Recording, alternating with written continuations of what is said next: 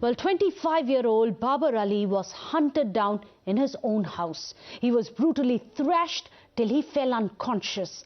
Then his listless body was flung down from his terrace. He was given no chance to survive. But what was his fault? Well, his only crime, as per his family, was that he supported the BJP. Well, this had irked his neighbours and extended family, who have been issuing dire threats to him for the last 4 months. His family says that Babar Ali stood by his beliefs and continued to support the BJP. In fact, a video even shows him distributing sweets after Yogi won in Uttar Pradesh. However, for this support to the BJP, he was made to pay with his life. Listen to his grieving family, who allege that it was a pre-planned conspiracy to murder him for supporting the BJP. ये लोग 4 महीने से plan बना रहा था इसको मारने के लिए, और धमकी जो दे रहे थे, धमकी पे धमकी दे रहे थे। और उसके बाद से एक दिन पथराव किए, इसका घर फर तोड़ ताड़ किए, पूरे मारने वाले लोग जितने भी थे सर। उसके बाद से इसको मौका ढूंढ रहे थे, कब मारे सर। ये बस ये बीजेपी के प्रचार प्रसार में लगा हुआ था, और इसके लिए ये लोग बहुत मतलब इन लोगों का पूरा मतलब गुस्सा सर पे चढ़ गया था कि अब मार देंगे तब मार देंगे। कई बार इसको धमकी मिला, 10 लाख थाने में दे देंगे, मार देंगे, ये कर देंगे, वो कर देंगे।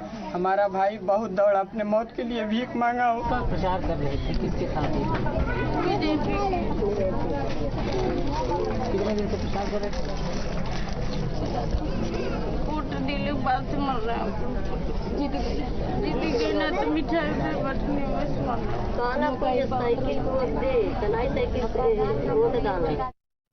Meanwhile, Times Now has spoken to the BJP MLA whose victory Babar Ali was celebrating last month. In fact, we have pictures showing Babar distributing sweets also after BJP's win, and a BJP logo was painted outside his home. Listen to the BJP MLA condole his death. मुझे तो 20 तारीख को इसकी जानकारी दी गई। जिस दिन घटना घटित थी उस दिन बताया गया इस तरह की बात हुई है, तो तत्काल उनको लेकर हॉस्पिटल ले जाया गया, और वहां पडौना के बाद गोरखपुर के बाद लखनऊ 21 तारीख को कराया गया था एडमिट यहाँ पे लखनऊ में। और पिछले की घटना मुझे जानकारी नहीं थी, मुझे तो केवल 20 तारीख को बताया गया कि इस तरह की बात हुई है। तो इसमें जो भी दोषी हैं उसमें कोई बख्शे नहीं जाएंगे मैडम सगुन जी, कोई बख्शा नहीं जाएगा। और सब चीजें बता दी गई है वहाँ पे। और उनकी रही बात उनकी परिवार की बात है, तो बच्चों का जो भी लालन पोषण है, पढ़ाई लिखाई है, सबकी जिम्मेदारी मैं स्वयं ले चुका हूँ। और कल हमारे जाने के बाद सब दाह संस्कार हुआ, मैं उसमें शामिल भी था जनाजे में। So while the opposition has slammed the Yogi government for deteriorating law and order situation in Uttar Pradesh, the BJP asks, why is the tolerance lobby now not outraged just because he's a BJP supporter? ये बाबुल सिंह जिन्होंने मारा है उन्होंने किया, वो उन्हीं के समुदाय के लोग थे। वो मॉब लिंचिंग करने वाले बीजेपी के लोग हैं। वही हो सकते नहीं, उन्हीं के फैमिली के लोग, तो उन्हीं के परिवार के सदस्य हैं ये लोग। तो वो उनका अंदरूनी क्या मामला है ये इसमें नहीं है। जिस तरीके से कत्ल हुआ है मॉब लिंचिंग है। कुशीनगर में एक मुस्लिम युवक की हत्या कर दी गई है। यह दिखाता है कि देश में एक ऐसा राजनीतिक और सांप्रदायिक ताकत है। यह टुकड़े टुकड़े गैंग का ही एक एक्सटेंडेड फॉर्म है कि जिन ताकतों ने कहा कि कोई मुसलमान यदि भारतीय जनता पार्टी की कैंपेनिंग करता है तो उसकी हत्या कर दी जाएगी। मैं प्रशासन से मांग करता हूं कि जो भी कल्प्रिट हैं, जो भी अपराधी हैं, उनको सख्त से सख्त सजा दी जानी चाहिए। लेकिन कानून व्यवस्था की हालत उत्तर प्रदेश में बहुत अच्छी होने वाली है भी नहीं, उम्मीद भी नहीं करना चाहिए। योगी जी की सरकार बनने पे उन्होंने अगर मिठाइयाँ बांटी और इस तरह से उनके पट्टीदार लोगों ने जिस तरह से पीट करके उसकी हत्या की निर्मम, ये उस मानसिकता को, ये फैसिज्म है, ये एक तरह से लोकतंत्र पे भी कुठारा खाता है। उत्तर प्रदेश में योगी आदित्यनाथ जी की क्राइम पे 0 टॉलरेंस। दुख की घड़ी में हमारे मुख्यमंत्री योगी आदित्यनाथ जी उस परिवार के साथ खड़े हैं, और वो परिवार पूरी तरीके से निश्चिंत है कि जो भी ये घटना हुई है, जो भी व्यक्ति इस घटना के पीछे हैं। जो भी व्यक्ति इस घटना में लिप्त है उस पर सख्त से सख्त कानूनी कार्रवाई होगी, क्योंकि योगी जी जीरो टॉलरेंस पे काम कर रहे हैं। ये बाबली सिंह जिन्होंने मारा है उन्होंने किया, वो उन्हीं के समुदाय के लोग थे, वो मॉब लिंचिंग करने वाले बीजेपी के लोग हैं। वही हो सकते नहीं, उन्हीं के फैमिली के लोग, तो उन्हीं के परिवार के सदस्य हैं ये लोग।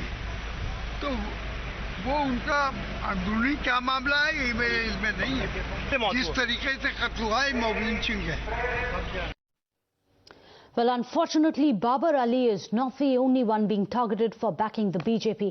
Just a few days back, a Muslim woman from Bareilly alleged that she went against her family's wishes and voted for the BJP. After that, she was thrown out of the house and even threatened with triple talaq by her husband. Listen to the ordeal that she had faced.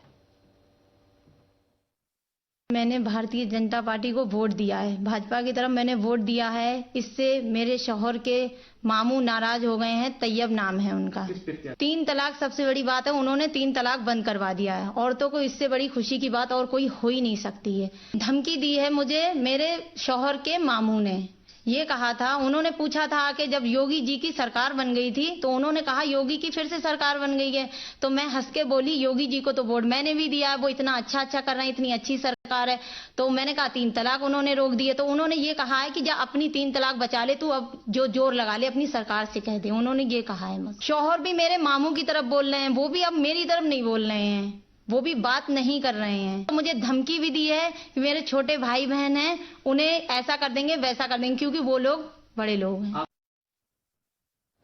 Well, let's go across to our panelists. Joining us today on the show, Tom Vadakkan, national spokesperson with the BJP, Rami Desai, a political analyst, Touseef Ahmed, a lawyer as well as a political analyst, and also Syed Haque, who's an advocate and a political analyst. My first question goes across to Touseef Ahmed.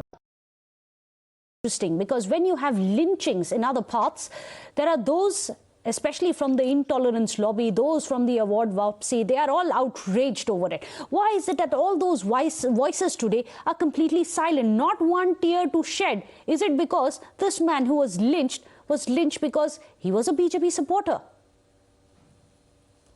No, state government has assured, we have seen the minister of the state as well assuring that action would be taken. It's an unfortunate incident. Every citizen of India has the right to support whoever political party they want to. Nobody can force anyone to like or dislike any party or any ideology. But Touseef Ahmed, don't you think that this is not one isolated incident? It's not an incident. There is a pattern which is emerging, that those who are supporting the BJP are being targeted. And we just played out another one of the sound bites of a lady who was threatened with triple talaq. No, if someone has a personal family issue, who's a state to comment on that? You know, we have seen there are even courts have acknowledged that many a times, personal dispute, results into something which is. It's not a personal dispute. But Tom Vadakkan, can we really dismiss it as a personal dispute? We're going to put out some statistics of how there has been a rising number of Muslims who have been voting for the BJP. We're going to put out the table graphics which shows that in 2017, only 5% of the Muslims had voted for the BJP in Uttar Pradesh. In 2022, you have that percentage going up to 8%. Is that, Tom Vadakkan, what's really scaring a certain part of this lobby? There are Muslim leaders like Shahnawaz Hussain. Sabka Saath, Sabka Vikas has caught on. It has seeped into the interiors, it seeped into the bottom line of different communities. The reality is Muslims, Christians and the minorities are turning around because nobody asks anybody's caste or religion when development comes in. And this is the development that is being rendered at the doorstep. If this is happening, this is a true indication. I mean, it's a very sad story. The man has been butchered, beaten up the way it is. But I'm sure Chief Minister would take cognizance and book all of them involved across the party line. But Mr. Vadakkan, this has happened on BJP's watch. And that is undeniable. This has happened, this kind of emboldenment all crimes happen. Of the fringe has happened under BJP rule.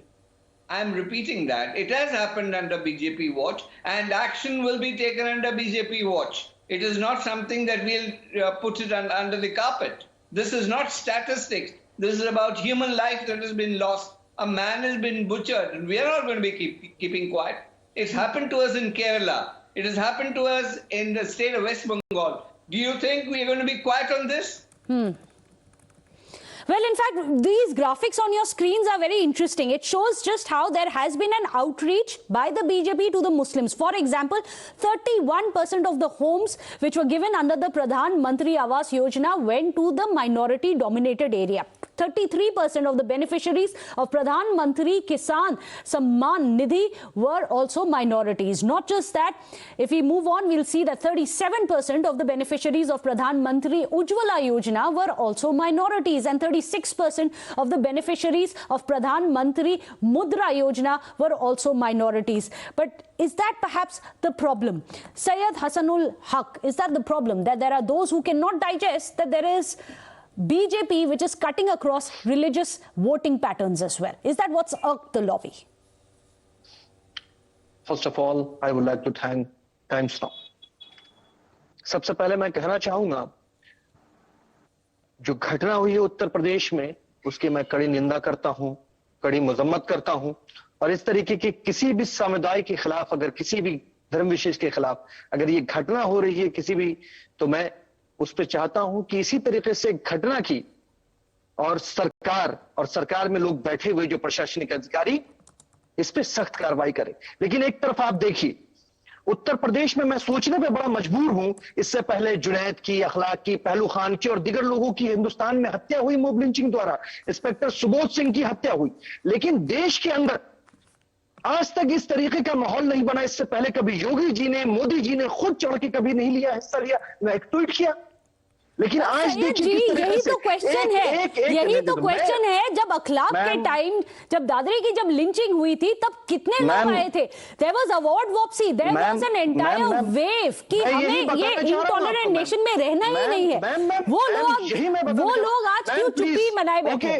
Okay, you speak, मुझे बोलने दीजिए अगर मुझे बोलने दे रही है अगर आप, तो आप देख लीजिए। आप है जिस तरीके की घटनाएं हुई है, इससे पहले क्या कभी किसी ने लिया, एक्शन लिया?